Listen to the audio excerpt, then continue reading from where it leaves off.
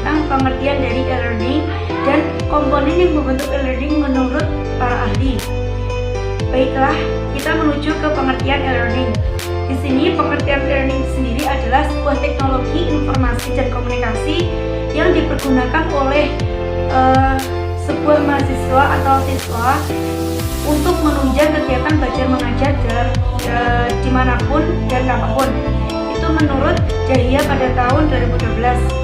Kemudian menurut Wallace dan Williamson pada tahun 2001, pembelajaran elektronik atau e-learning di sini telah dimulai pada tahun 1970-an.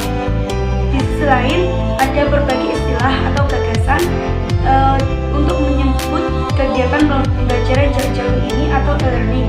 Yang pertama, yaitu ada online learning, ada lagi internet enabled learning, ada virtual learning, ada lagi web based learning. Yang kedua yaitu komponen yang membentuk e-learning menurut Tommy Satrio Wahono pada tahun 2008. Ada 3 macam.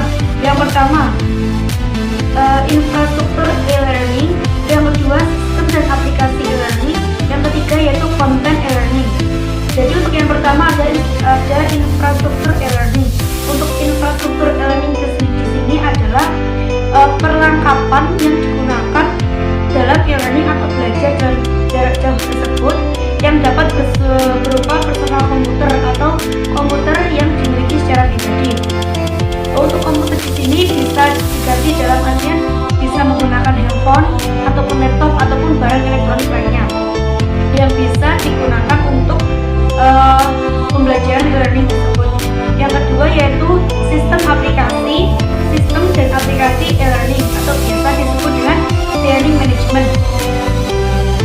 Untuk learning management sendiri adalah sistem perangkat lunak yang memvirtualisasi proses belajar dan mengajar yang konvensional untuk administrasi, dokumentasi, untuk melakukan sesuatu, untuk program latihan, untuk ruang kelas dan sebagainya.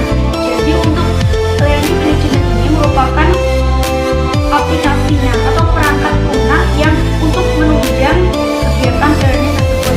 Yang ketiga yaitu content learning. Content learning di sini adalah sebuah bahan atau konten yang digunakan pada saat learning berlangsung. Bisa berupa materi, bisa berupa video dan lain sebagainya. Bismillahirrahmanirrahim. Di sini saya akan menjelaskan tentang model dan fungsi e-learning sebagai pembelajaran jarak jauh. Yang pertama, kita akan membahas tentang model e-learning sebagai pembelajaran jarak jauh itu dibagi menjadi 4. Yang pertama, selective model, di mana guru di sini untuk memberikan pelajaran dengan memilih alat atau media yang sekiranya siswa itu bisa menerapkan pembelajaran tersebut secara bersama. Yang kedua, sequential model. Model pembelajaran ini siswa digunakan untuk mencari rujukan atau informasi baru. Yang ketiga, static station model. Model pembelajaran ini digunakan untuk memberikan pengayaan terhadap siswa sebagai pengganti pembelajaran konvensional.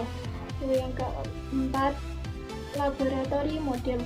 Laboratory model ini di mana siswa lebih leluasa mencari informasi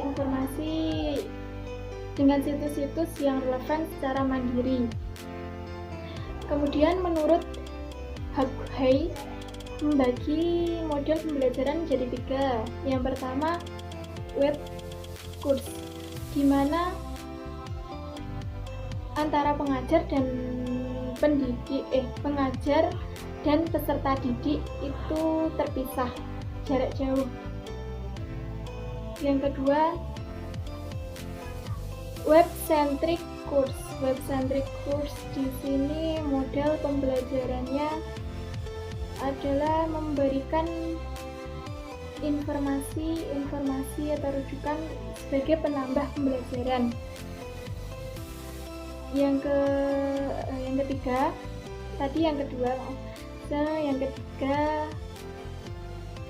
Yang ketiganya Web Enhanced Course. Di sini model pembelajaran untuk menunjang kualitas belajar siswa. Bismillahirrahmanirrahim. Saya Siti Zainatul Fuada.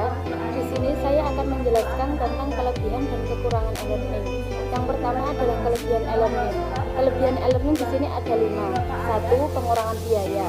Yang kedua, fleksibilitas, yaitu siswa dapat belajar di mana saja. Yang ketiga, personalitas, yaitu siswa dapat belajar sesuai dengan kemampuannya masing-masing. Yang keempat, standarisasi, yaitu adanya perbedaan dari guru seperti cara mengajar dan materi yang disampaikan. Yang kelima, efektivitas. Yang selanjutnya adalah kekurangan e-learning. Yang pertama adalah kurangnya interaksi antara siswa dan guru atau bahkan antar siswa itu sendiri yang dapat menyebabkan memperlambatnya penerimaan value dalam proses belajar mengajar. Yang kedua adalah mengabaikan aspek akademik atau aspek sosial. Yang ketiga, proses belajar mengajarnya cenderung ke arah pelatihan bukan ke pendidikannya. Yang keempat, tidak semua tempat tersedia fasilitas internet. Yang kelima, keterbatasan software yang masih relatif mahal.